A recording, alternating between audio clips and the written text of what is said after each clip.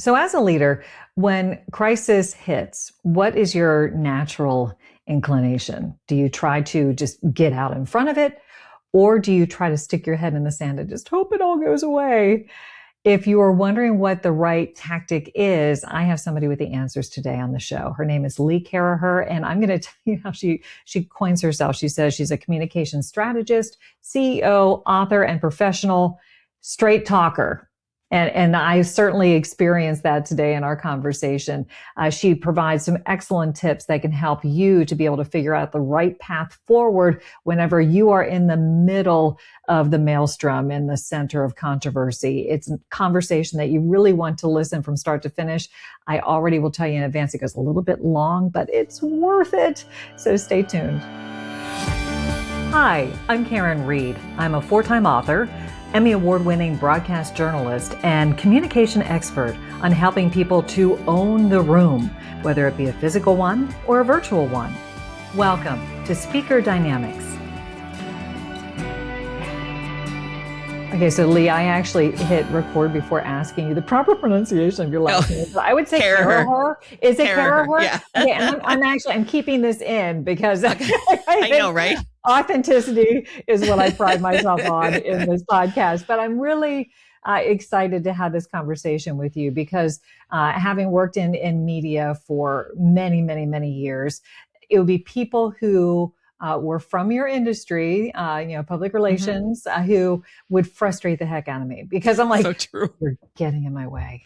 Like, can I just do my job? But, now that I am working, on the other side of it, I certainly recognize those who do it well. And, even though I do some media training, mostly my work is in executive presence and powerful presentations. And I love to talk to people who have made quite a mark in the PR world. So let's clue our audience in to who you are and a bit of your origin story. So how did you get to be where you are today? Oh my gosh. You don't have enough time to talk about that. However, so today I started my company, Double Forte, 24 years ago in San Francisco and I'm an accidental entrepreneur because at that time, my mom got sick and I could not be in two places at one time. And at that time, 24 years ago, you could not work remotely in the chief communications officer job. It just wasn't, A, there weren't that many CCOs, and B, you could not be remote. Yep. And I was going to be with my mother. So she was supposed to live for like 6 months. She ended up living like 4 years. Oh my goodness. So by the end of that 4 years, Karin, I was totally unemployable because I was like just working for people I wanted to work for. When you're in big agency, you don't get that choice. So, but that I started in PR out of college because my friend Ramona, who I didn't know what the heck to do. I have a medieval history degree. It's very useful. I can talk about that later. Yeah. But I did not want to pursue a PhD in history. So like, what am I going to do? And my friend Ramona said, I think you should try PR. And I'm like, well, what the heck's PR? So literally there's a book, What is PR? And it was right next to the book, What is Advertising, in college. And I read it. I'm like, oh, that sounds like me. So that's what really, I'm like, I had to get a job. And so I moved to Boston because I thought to be in agencies a bit over internal was really important. Agencies are built to promote, built to train, built to advance a career. Internal communications is not that. So at that time, I'd grown up on the East Coast, Boston and Providence. And so I moved to Boston to be in PR. And I was really good at it. Yeah. And I liked it. And so ultimately it was in Boston agencies, and I went in LA and agencies. And then I got hired in-house to one of my clients, SEGA of America, the video game company, where I was sort of that CCO role. And then I decided to leave there and go back to agency life, where I worked in the very, very large agency. I mean, like international, intergalactic kind of thing. Yeah. And then after 9/11, decided that was, I detested it at the end. I was like, why am I working for something I don't want to do when the world is going to crap? Yeah. And then 6 months later, I started this firm because I needed to put a house over my family's heads, and I needed to be able to do where I was. So that's how I got to where I am. I mean, I don't quite understand how 24 years passed, but here we are. So Double Forte, what is your forte? my forte, our forte is helping our clients be really loud to the people who matter to them for their business success. So when we started the company, I had a partner, and there was two of us, and we're both really good at this. And so that's how we came up with the name, because Double Forte in music is very loud. Yes. And a forte is your strength. And so there was two of us, and we're really good at getting really loud. And That's awesome. So, but in terms of what we're really good at as an agency is identifying who are the people who matter to your business and what do they need to know about you, and how can you communicate with them for them to act from your most important audience, which I believe is your employees, the first rung. So I'm different than a lot of PR firms. We count the employees as the first public, and then customers and consumers way out here on the other rings. Yeah. Because if your employees can't carry your water, no one else can. Yeah. But that's what we really do. We what is the company? Who are they? What are they doing in the world? We choose to only work with good companies who are doing something good in the world. So that is business limiting, life enhancing. And then what do they have to do to connect with the people who are critical to their success, either as an employee, as an investor, as a partner, as a customer, as a consumer? Yeah, I love all of that. And as a classically trained singer, I also appreciate Thank you. the meaning behind it. I know. I'm like, that was my minor, classically trained.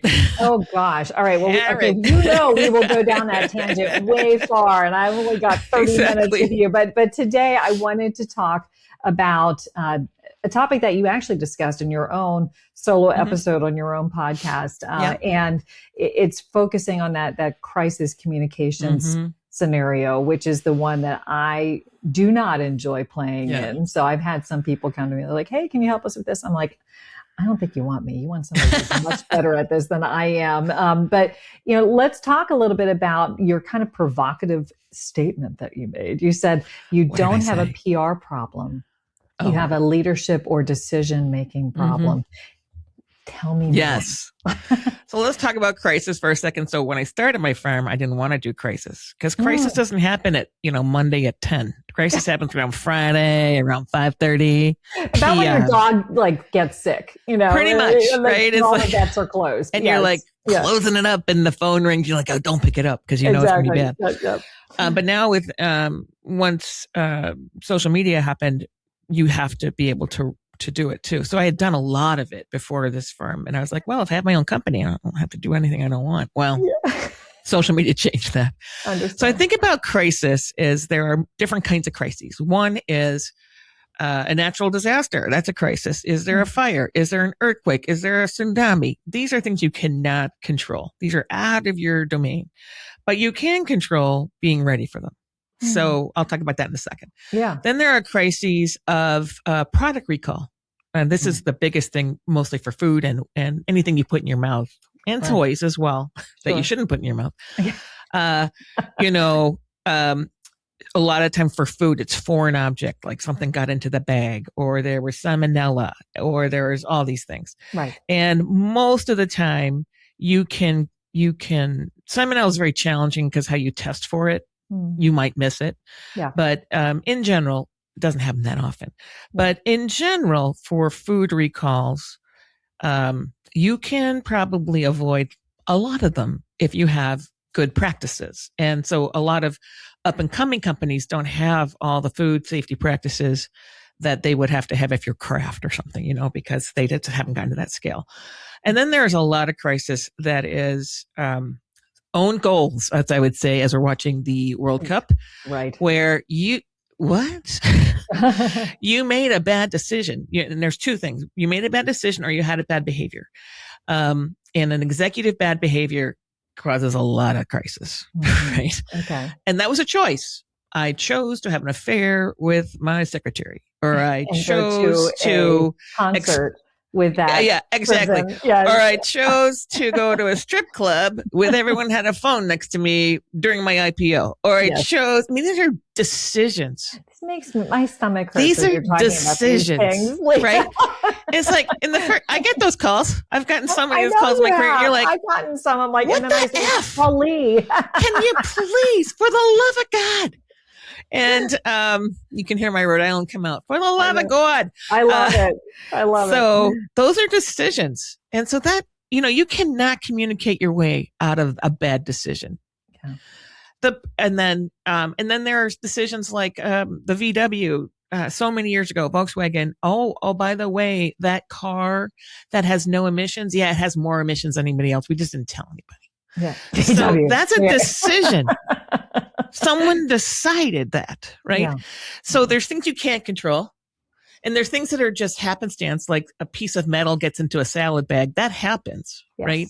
But you've done everything you can. You have all the gates, you have the magnets, you've done everything you can, but something gets through. And that's true. That does happen. But most of the time it doesn't. And frankly, it just doesn't. Yeah. And then you have these decision things. I did a bad behavior. I made a bad judgment call. I didn't call bullshit, excuse my language. I'm just going to let that lie go. It's fine. I'm not going to take the heat. I think I can outlive the heat. And that's really where you have the executives who go down in a flame of glory or disarming, whatever it is, because I thought I could outrun the problem I created. And would you say that is the biggest mistake that companies make, where they just ignore? For the love of God. There is nothing we can't find out today. Now, it's true. At the beginning of my career, obfuscation, they'll never find out. Watergate. They'll always find out. And if you operate from a position of transparency, you don't actually have to go back and recreate your reality. But so many, and I would say probably 90% of companies and people do that. Right? It's the 10% that creates a ton of money for crisis PR firms. And they just elongate. And the call is this: we have a PR problem. And they tell me and I first admit it's an emergency, Lee. First, is there anybody dead? Is there any blood? Could anybody die? So those 3 questions first. And if they can't answer no to any of those questions, like, not exactly. Because I've, most of us have dealt with the other, like someone died, someone could die. It was, someone could die. That is an emergency, life or limb. Sure. So, and sometimes those are bad decisions. And a lot of times those are things you can't handle. I mean, you can't help it if there's a fire. Right. So one is your perspective. It's an emergency because I'm in trouble. Oh, yes. Okay. So how do you get in trouble? Right? How'd you get in trouble? And then you're like, well, we got bad PR. And it is true. You can have people who do not communicate well and don't know how this works and don't do good PR. Yeah. But good PR, no matter what, good media relations, no matter what, good messaging, no matter what, does not excuse the fact that you made a terrible decision that impacted somebody's life or lives, and you have to recover from it. And that's why I say it's a decision. Most of these things are decisions. Yeah. You decided to go to that game. You decided to go to the concert. You decided to have that affair. You decided to steal money. You decided not to tell anybody that actually the emissions were much larger than, we're going to say 0, But let's talk a little bit about that speed thing, Lee, because if you listen to a lot of PR professionals, they're like, you got to get in front of it. You got to get out fast. Mm-hmm. But I've heard you say that that's not necessarily the priority. Right. Or explain that a little bit. I think there's 2 things. One is you got to get out in front of it. I think says to the person, I can fix this. And I want to be fast to let people who are paying attention know that we're on it. There's a difference. So I want people to work quickly to say, yes, we know this is happening. Yes, we're getting apprised. Yes, I'll have an update for you in 20, in 2 hours, as opposed to this is what happened. It's a lie, da, da, da, da, da. Right. Because you don't know. And try to shut it off because you have no idea unless it was you. Right. You have no idea. Right. You don't know if it was a lie or not. You don't know. And so often we're put in as professionals and agencies and people in house. You don't necessarily know what happened. So that's why we're all on an NDA. That's why we are privileged. So tell me the truth. What actually happened? Yeah. And then if they're hemming and hawing, I already know they're in trouble. Right. Yeah, seriously. So for me, the speed is not, here's what happened and why, and it wasn't us. Here's what we're going to do. It's We're aware of the situation. We're looking into it now. I'll be back to you in 2 hours. Yeah. So that acknowledge and putting acknowledge there's a situation and give a timeline, because everyone, that buys you the time to figure out what the heck, right? Mm-hmm. Right. What the heck's happening. And the media really appreciates it. Yes. Because when you don't do that, they're just pinging you. But when you said, I'll be back in 2 hours, it's the countdown. And they wait. Yeah. And sort of like 30 minutes before, they're like, are you really going to make 2 hours? Yes, I said 2 hours, I'll make it. Yeah. And if you have that reputation, then they don't question you and you show up at 2 hours and you give the next update. And depending on the kind of situation, it's a rolling situation because you're never going to find out everything in 2 hours. Yeah. So that here's what we know now. Here's what we're doing right now. Here's who is involved. I'll have another update tomorrow morning or whatever it is. Yeah. Because, in crises of stock price, in crises of someone's hurt, in crises of someone could be hurt, the information, depending on what it is, there's so many, pick a scenario, right? Right. It's going to evolve over time. So to be declarative at the beginning is a big mistake. And you can see it every time. Next time there's a crisis, they said this. Do they know? Who said that? Right? Because you got to find out, right? And there's been a lot of people in my position or my role who have just taken the what they were told, hook, line, and sinker. And our job is not to do that. Our job in an agency, you have a better option at time with this, because you can say, I'm not going to lie for you. I'll cancel the contract right now, which I have said in my career. If you're going to lie to us, we're done. But Lee, we need your help. Then tell me the truth. Right. And I'm sure that because in some ways they probably just don't want to acknowledge the truth to themselves either. And so you have to have that level of trust and kind of peel back the layers of vulnerability that are required. But, it's interesting. I think you call it fast and fuzzy. It's okay. Okay. You don't have to know everything. So fast. Be there. I'm aware. I'm getting it. Do I know everything? No, it's fuzzy. I don't have all the details. It's fuzzy. Yeah. But what is concrete is that I'm on it. Yes. What's fuzzy is what's the situation. Mm-hmm. Yeah. And then as you go forward, you think about a crisis as an arc, right? Something happens and you're like, go into the trough and then you figure it out and then you come back to zero and then you got to build. So when you're in the trough, being concrete on what you're going to do next, what you're going to know next, and when you're going to, and what's your update going to be when you're going to have an update, that's super important. Yeah. And then the fuzzy part, right? You're really fuzzy at the beginning. I don't know what happened. Yeah. And at the end, you're going to be really concrete, and you're going to be really concrete across many different axes. One, what the heck happened? Who is responsible? What did you do to ameliorate it? And what are you going to do going forward to make sure this never happens again? Those are the 4 pieces. Okay. So you move from fuzzy, like something's wrong, don't know, but I'll be back in a couple hours, to here's what happened and here's how we're going to move forward, kind of thing. Yeah. Are those, I know that you have this simple framework that you say for crisis communications. Is that the four elements? Acknowledge it. Mm-hmm. Well, ultimately in the end, you acknowledge it, you communicate it, you articulate a path forward, and you overcorrect. Yeah. So you always overcorrect on everything. So you could consider Tylenol an overcorrection, right? 10 bottles, the whole country. Yes. But no one questions Tylenol today. Yeah. Right. Right. Well, yes. Well, on the bottle right now, Lee. Yeah. Oh, right. But exactly. on the bottle, bottle, no one questions the bottle, and the whole industry changed. They had to put a cap in, they put cotton in, and then they put a thing over, and then they put the cap, and then they screwed it, and then they put more plastic on it, and then it was hard to unscrew. So that whole thing changed the whole industry, but no one questioned Tylenol crisis. No one questioned Tylenol's efficacy or the fact that they just let it out there. Even though in the end, we found out that it was a nefarious actor who opened up bottles, put stuff in, we find out that years later. We didn't even know that for years. Yeah. So Yeah, anyway. I was thinking like timeline wise. I think it's so important to emphasize this point because, you will have people like me when I worked in media who will be like, come on, tell me more, or like go around and try to find out the real story elsewhere. Right.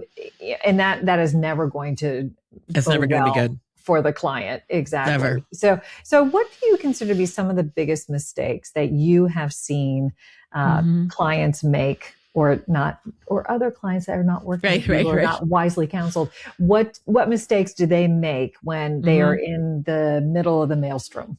Yeah. So I think the first piece is to deny. It's not us, it's somebody else. You probably don't know. So until you know, you don't know. So the first rule is to don't say you know anything declared, absolutely, because you don't, right? Yeah. Number one. Number two is to try to message it, meaning someone hurt somebody, someone lost a limb, or something. And I'll give you a good example. When I was at SEGA, I think we had a arcade game that was a gun game. And you actually remember this from being on the East Coast. Yeah. So there's a gun game, and it was really good, Virtual Cup. And this game came out of training. Actually, it was a training module for actual simulation with police, law enforcement. Yep. And there was a divorce case in Boston. And after the case was heard, the lawyer for the wife got killed in one shot. And in the end, they found out they couldn't figure out how did this guy get such a good shot because he was so far away. Yeah. And then he goes through his car and they found all these tokens from the arcade. Oh. So the police go to that arcade and they start putting things in because there's so many tokens on the floor. They put the tokens into the different games and they're like, well, it has to be Virtual Cup because nothing else is as good. So basically someone used our game to train to kill their ex-wife's lawyer. And that is true. Wow. That's a truth. We had no idea of all this. My gosh. Get the phone call, right? Yeah. They didn't call us to say, hey, it just happened, right? Sure. And so I remember it wasn't pleasant that day because obviously, right? But there was a lot of back and forth internally with what should we do? And I said, well, we're not going to do anything. We're going to say, that is terrible. We're going to figure out what the heck it is. And then we're going to tell you exactly our game and what it is. And our game, precise, and people in the game are actually, now I haven't worked there for a long time, but are actually rewarded for justice shots. And a justice shot is not hitting the head, it's hitting the arm or hitting the leg. So you disable somebody. Right. So part of the whole messaging was, yes, our games are so great because they are so realistic. Yeah. And our shooting games, you're not rewarded for death in our shooting games. You're rewarded for disablement of the perpetrator. Yeah. It didn't make anything. It wasn't great. Right. Like, what are you going to, what are you going to do? But imagine if we weren't able to say that and said, yeah, you win the game when you kill someone. Mm-hmm.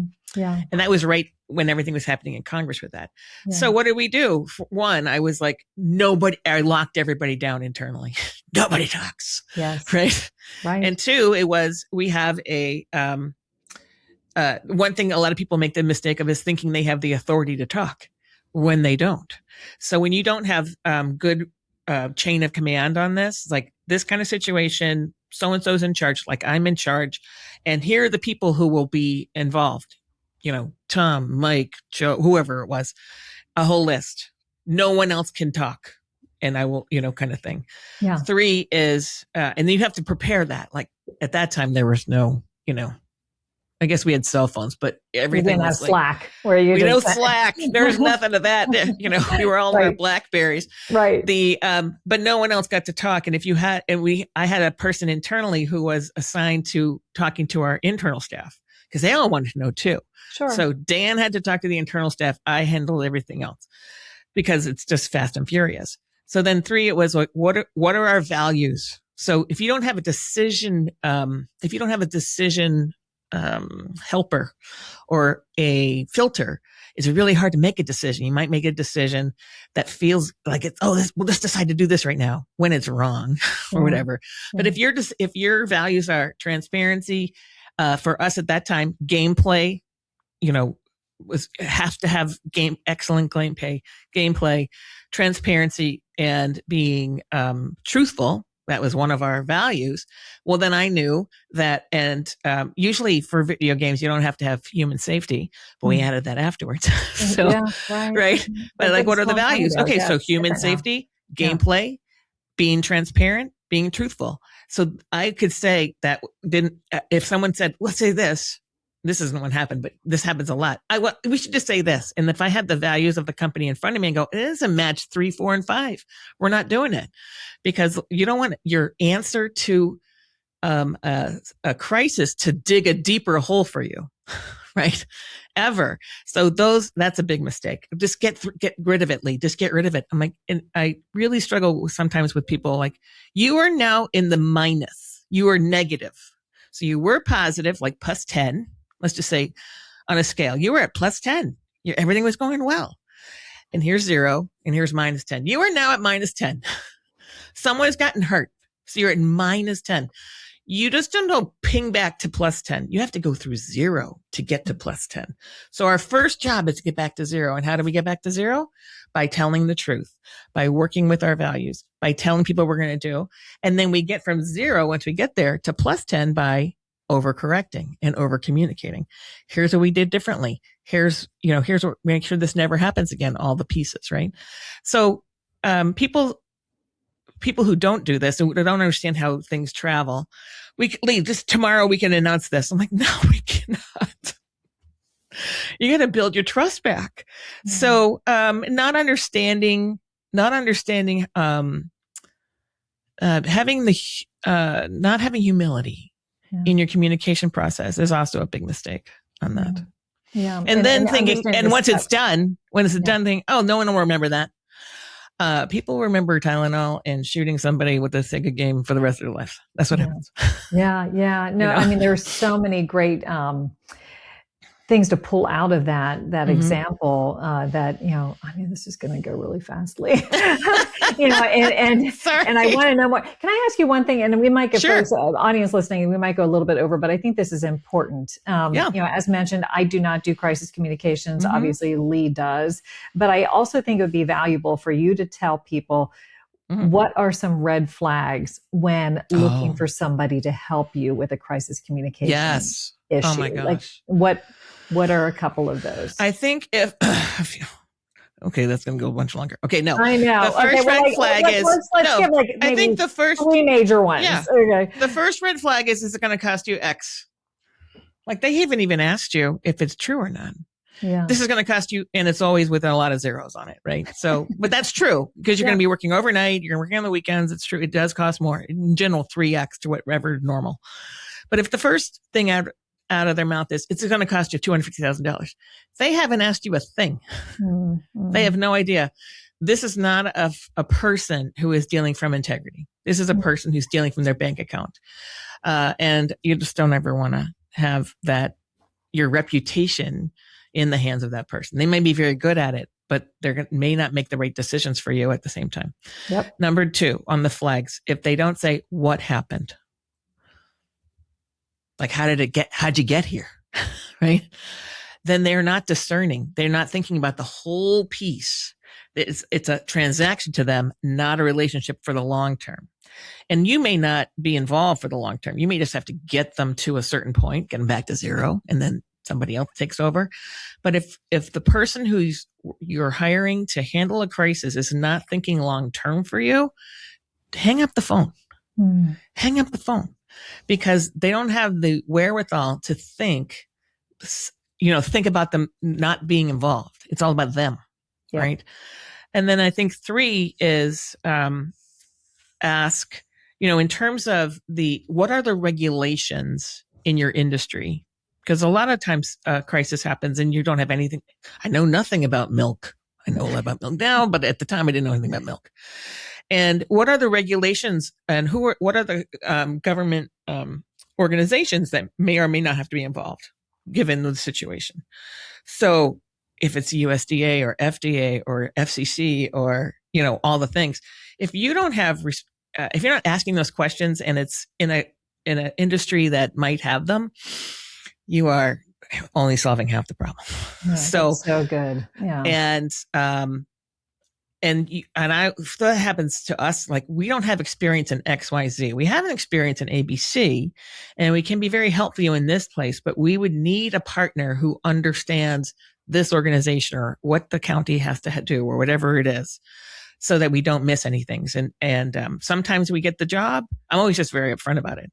We can't do this ourselves.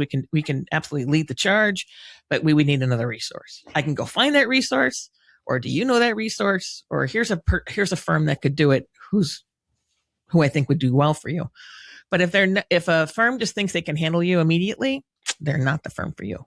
I love that. I would put that into the category of own your expertise, but also own your ignorance. Absolutely. And I certainly, fall into that category. I know what I do well. I know what others do much better than me. And I'm going to find great people in my network who I can call upon, people like Lee Caraher. So I am really very, very delighted that our paths crossed. And whenever somebody calls with that situation, I'll be like, all right, let me give you Lee's phone number. And hopefully it won't be on a Friday night. Right. But it will be. I know. I'm sorry. But that's what happens, right? We turn around. I mean, Double Forte, we turn about at least half of that kind of work that comes through because we're just not the right firm. Yeah. Or I don't trust, or someone who on my team doesn't trust who to talk to them. Yeah. Those two things. Huge. I mean, it's a partnership, and you don't need to know. If someone says to my team, "You don't need to know that," we're out. Nope. Yeah. We're out. That's excellent to hear. And I wish that when I worked in media, I had all PR people who were just like you. It makes me so mad. It really makes me so mad. You don't have to have I have a degree in medieval history. It's very useful in my work. Truly it is, but not in the way you're thinking about. Okay. People with the degrees, like PR degrees, they might be good. They may not. People with journalism degrees, they're probably good writers. They may not be good in counseling clients, Yeah. So you don't have to have certain credentials to be good at this job, which means it's a low barrier to entry. Number one. Number two is some of the smartest people I know are in this profession, and some of the dumbest people I know are in this profession. And it's probably true from any profession. The most important thing, truly, common sense, which is, I guess, uncommon, which is why we call it that. The irony on that. Yes. Common sense is one of the most important things and curiosity in a counselor around public relations, media relations, communication. Because if you're not curious, if you can't think of it from the listener's perspective, you shouldn't be talking to anybody. So normally, Lee, I do what's the big takeaway for the audience at the end, but you have so many mic drop moments in this past half an hour that I think I'm just going to leave it there. But I've thoroughly enjoyed this conversation, and I know that our audience will get so much value out of it. So thank you so much for taking the time today. Karin, thanks for having me. Sorry for my long answers. Hey, I loved it. I was like, bring it on. But, we got to give people an opportunity to go do other things as well. So thank you, though, Lee. Appreciate it. Thank you. I'm going to have Lee Caraher on speed dial for my clients who call me with their crises and need some help in communicating their way through that. She is truly just a master of her craft.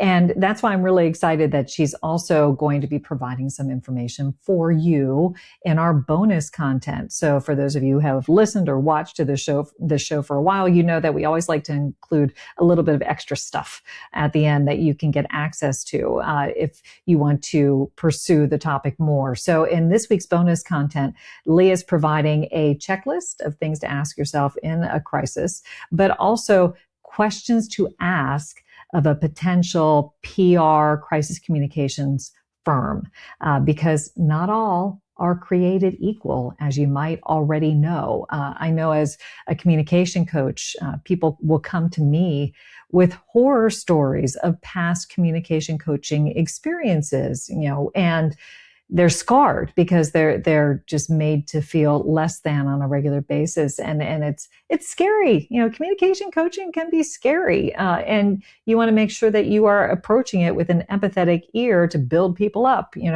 I'm the confidence creator by name, and I want to make sure I stick to that. But also Lee is somebody who will tell you exactly what you should be running away from if you get answers to these questions that are not passing the sniff test. So if you want to get more access to Lee's wisdom, these checklists, you can go to speakerdynamics.com/bonus content. Once again, it's speakerdynamics.com/bonus content. And there you will find a link to her checklist of questions to ask yourself during a crisis, but also, and possibly more importantly, questions to ask of a potential partner who will help you handle that crisis communications scenario. So anyway, thank you so much for listening to today's episode. I'm sorry it went long. I hope you found it to still be worth the time.